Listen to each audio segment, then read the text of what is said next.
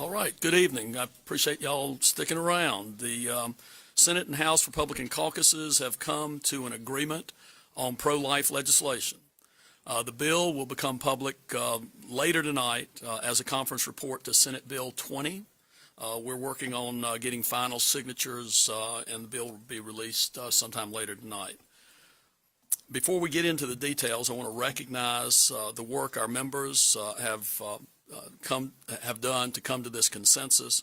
It's been an arduous process, but as you'll see, the bill that has been developed is a common sense, reasonable approach to restricting second and third trimester abortions and addressing maternal and infant care. I'll let other members of the General Assembly go over the details of the bill. First, Speaker Moore will have some remarks, and then some of our members will then detail the bill. Thank you, Senator Berger. Good evening. You know, after the reversal of Roe, determining abortion restrictions was left to the states, as it frankly always should have been.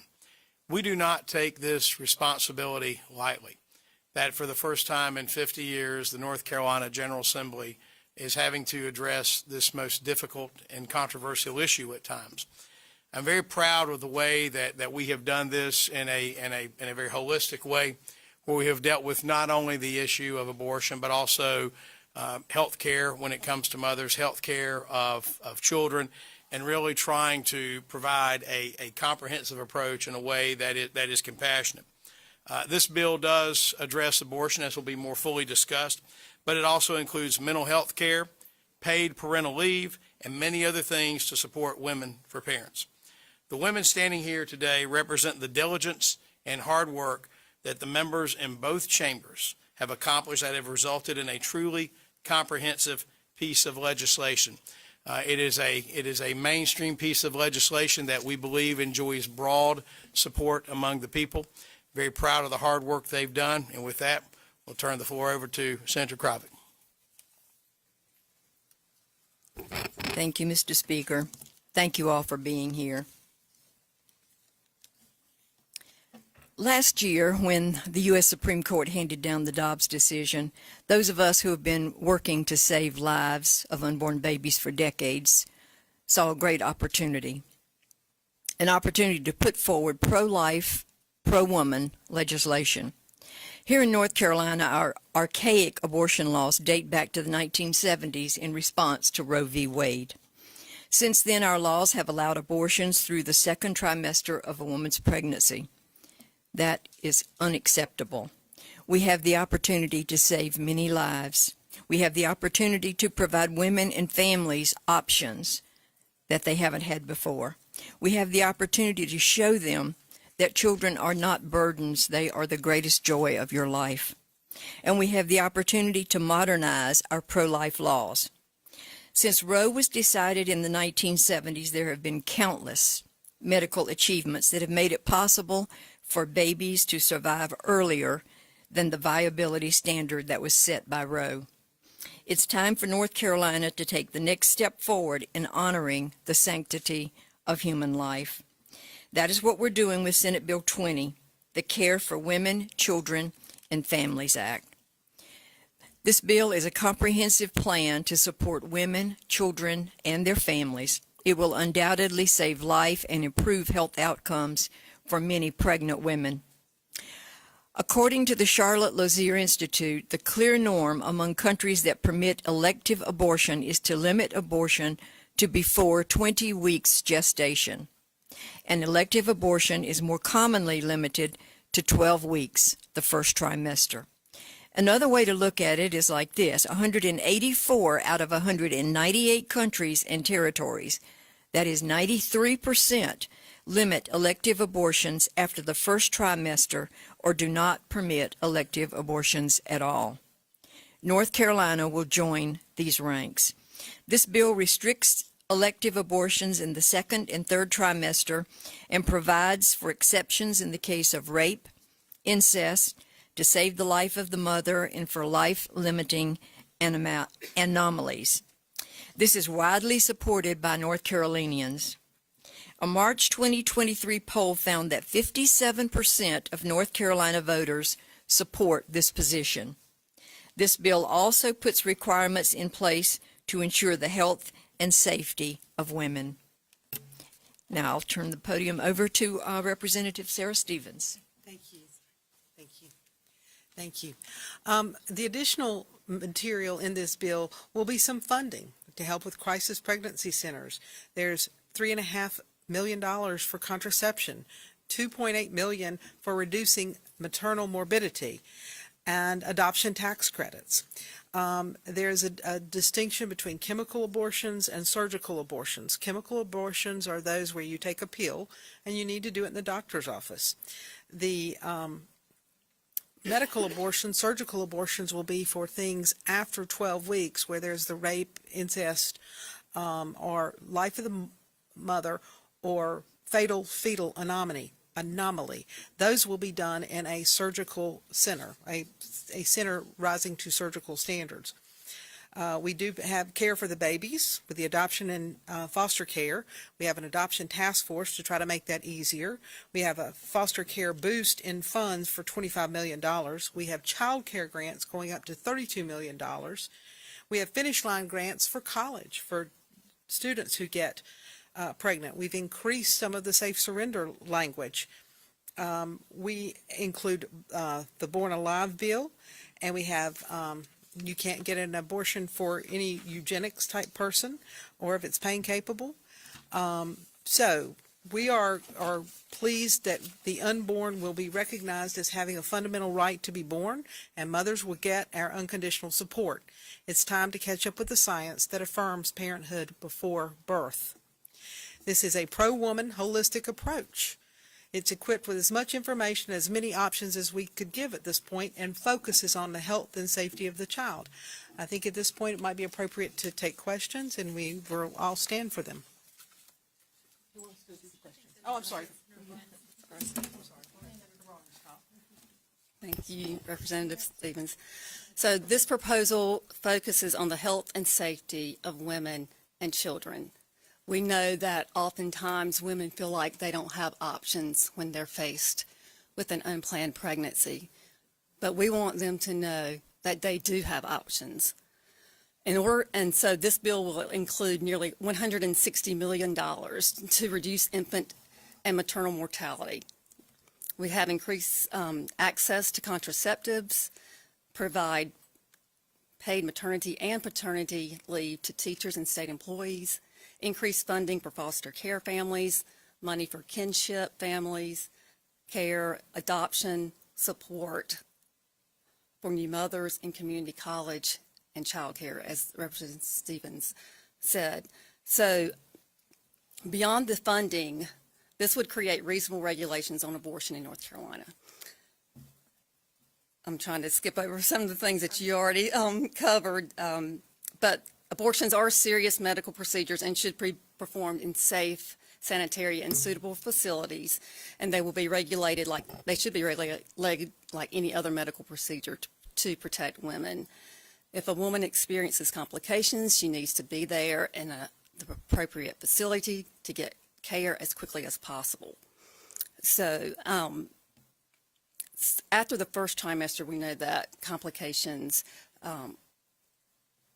rise from abortion, and they increase substantially. So women can suffer from all kinds of complications, and doctors in North Carolina have seen young women come into emergency rooms with severe complications that have required them to perform hysterectomies. So these women's lives are forever changed, and that's why this legislation has guardrails in place to ensure that abortion clinics meet the same standards as other health care facilities, and requires a woman to give her informed consent before a physician can move forward. As part of that informed consent process, a woman is walked through the risk associated with an abortion. A doctor is required to share the information about how far along her pregnancy is and risk related to pregnancy, carrying the pregnancy to term. This bill will affirm a woman's right to see an ultrasound and prohibits a clinic from denying her that right because of a clinic rule or policy. All of this must be done in person before a woman can consent to a surgical or medicated abortion. Informed consent process is vital to ensure a woman understands the procedure that she's about to go through and has a chance to learn about alternatives. Too often women are told that abortion is the only option. Again, there are other options. They are rushed to decide without understanding the options open to them, including adoption and resources to support her and her baby. So when it comes to medical abortions or chemical abortions, a doctor would be required to examine the woman in person and must be present when the first abortion-inducing drug is administered. Anytime a doctor prescribes a new medication, they want to see patients after a certain period of time to make sure that it is working and how it is working. Abortion-inducing drugs will be treated the same way. After a chemical abortion, the doctor must schedule a follow-up appointment in the next 7 to 14 days. Informed consent is also required in instances where a woman is seeking an abortion because her child has a life-limiting anomaly. A life-limiting anomaly, as defined in the bill, is a diagnosis by a qualified physician of a physical or genetic condition that is defined as a life-limiting disorder by current medical evidence and is uniformly diagnosable. Finding out that your child will have a life-limiting, and I hate that word, anomaly, can be earth-shattering. Doctors will be required to share with the woman who's considering an abortion and will be given information about her child's condition and the likelihood of survival outside of the womb and provide any referrals for care after the child's birth. These are all common sense requirements to ensure a woman understands her pregnancy and her options. So this time we'll take questions.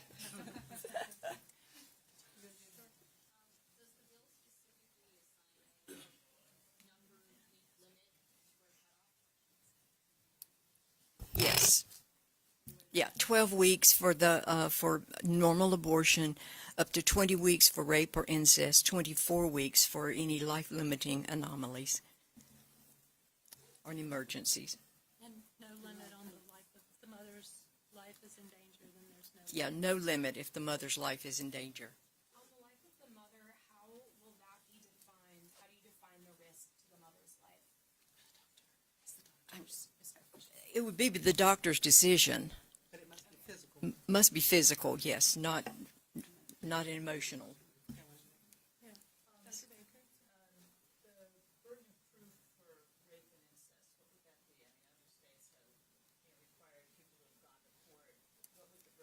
Sarah answer that. Our legal staff will answer that. No, thanks. At this point, we have said that the doctor who's performing an abortion after 12 weeks simply puts in the issue of rape or incest. That then gets reported to Department of Health and Human Services. So that is between the doctor and the patient. And it simply will be reported as part of information we will be collecting. Representative Baker, did you want to talk about the mother and the baby fetal anomaly and life of the mother? I didn't know if there's anything more you want to say about that. Thank you so much. No, I think that you've done a great job. I think that the message we want to get across here is that life of the mother is eminently prioritized, and it always is, but I think it's especially important that when we're looking at this bill, we are protecting the mother and we are protecting the baby.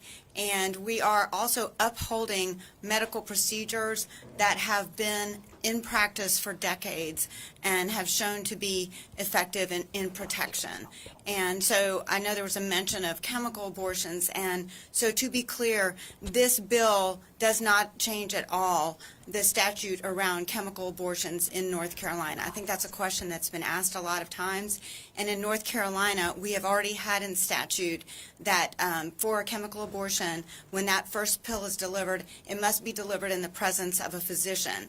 And that's particularly important because, as I'm sure many of you know, there are issues like ectopic pregnancies that if a woman takes the pill at home, not in the presence of a doctor who has confirmed that it's a pregnancy in utero, because the side effects of that chemical, mifepristone is the name, because the side effects of that are known to be bleeding and cramping, then the woman doesn't realize when she's taking it at home and has not had an ultrasound and has an ectopic pregnancy, that if she takes that pill at home and begins to have bleeding and cramping, she doesn't know when to raise the flag and when that becomes emergent, and these women can die at home.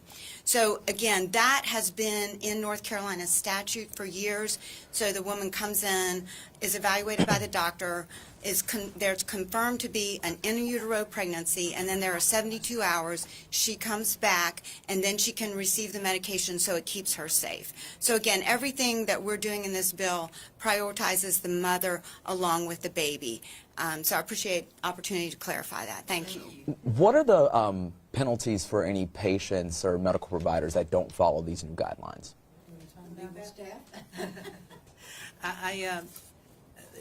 With the doctors, there can be a $5,000 fine, and there can also would be a report to the medical society of not following the medical dictates.